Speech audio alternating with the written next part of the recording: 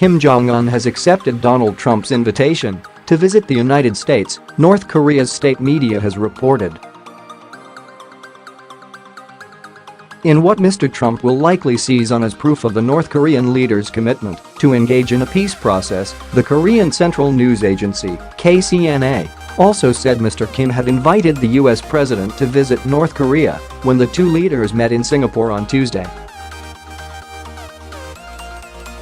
Mr. Kim said it was urgent for North Korea and the U.S. to halt irritating and hostile military actions against each other, the agency added. Singapore Summit, historic first meeting between Trump and Kim Jong-un. 20 Show All Singapore Summit, historic first meeting between Trump and Kim Jong-un. 1/20th Mr. Trump and Mr. Kim leave following their historic meeting. AFP Getty 2/20th Mr. Trump and Mr. Kim sign a document committing to peace between their nations, amongst other things. EPA 3/20th Mr. Trump holds up a document that both he and Mr. Kim have signed. AFP Getty 4/20th The two leaders reach out to shake hands for the first time. AP 5/20th Mr. Trump and Mr. Kim shake hands as they meet for the first time. Reuters 6/20th Mr. Trump and Mr. Kim walk off stage following their historic meeting. Reuters 7/20th Mr. Trump and Mr. Kim take a stroll after their meeting on June 12. Reuters 8/20th Mr. Trump and Mr. Kim interrupt their stroll to talk to the media. AP 9/20th Mr. Kim and Mr. Trump look out over a balcony at the Capella Hotel, where they held their meeting on June 12. Reuters 10/20th Mr. Trump takes questions at the press conference following his meeting with Mr. Kim. AP 11/20th Mr. Trump appreciates the crowd in the press conference following his meeting with Mr. Kim. Getty 12/20th Mr. Trump travels to the Astana ahead of the summit with Kim Jong-un on June 12. Reuters 13/20th Kim Jong-un travels to the Astana ahead of the summit with President Trump on June 12. Reuters 14/20th Mr. Kim poses for a photo with Singapore's Finance Minister Vivian Balakrishnan and Education Minister Ong Ye Kung ahead of the summit with Mr. Trump. Twitter. Reuters 15/20th Mr. Trump shakes hands with Singapore Prime Minister Lee Hsien Loong,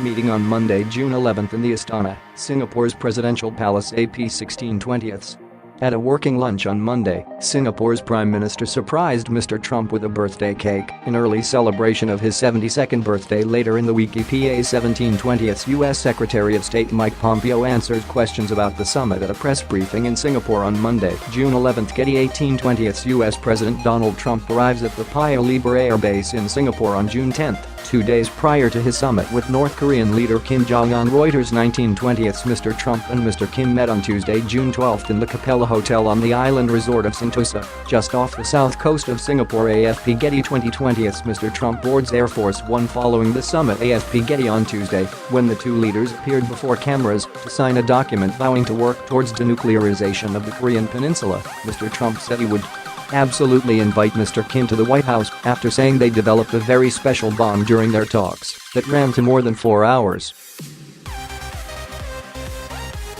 "We're very proud of what took place today," said Mr. Trump, sitting with the North Korean leader to his right-hand side. "We have developed a very special bond." The day after the summit, as he returned to Washington via Guam and Hawaii, Mr. Trump continued to heap praise on Mr. Kim via Twitter. "There is no limit to what NOCO can achieve when it gives up its nuclear weapons and embraces commerce and engagement with the world." Chairman Kim has before him the opportunity to be remembered as the leader who ushered in a glorious new era of security and prosperity for his citizens, he wrote in one tweet.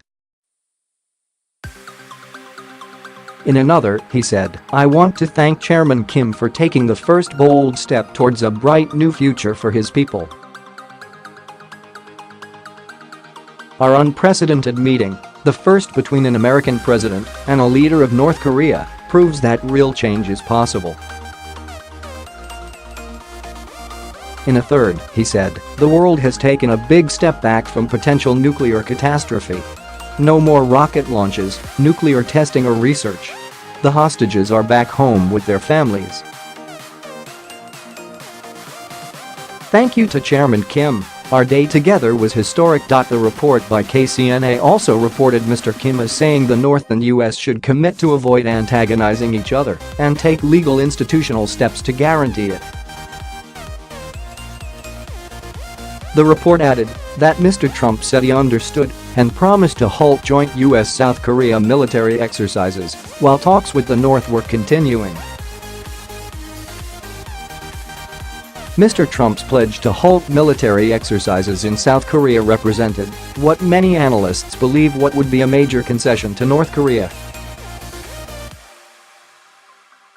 While proposals of a so-called freeze-for-freeze proposals have previously been suggested by China and Russia, the U.S. has to this point avoided taking such an option. Speaking after the historic meeting in Singapore, he announced he would put a stop to what he called very provocative and expensive joint military exercises. The move is sure to rattle the U.S.'s close allies, South Korea and Japan. Indeed, South Korea appeared surprised by the news, and there was confusion in the U.S. as to whether Mr. Trump's vice president, Mike Pence, had contradicted him. Senator Cory Gardner told reporters that Mr. Pence had told Republican senators that some training exchanges and readiness training with South Korea will continue. It's my understanding that there will be some exercises that will continue. And that's the clarification I was talking about that will most likely be coming when the president returns, he told Politico. But a spokesperson for Mr. Pence denied he had contradicted the president. Mr. Pence's communications director, Gerard Jen, tweeted, "The vice president did not say that military exercises will continue with South Korea."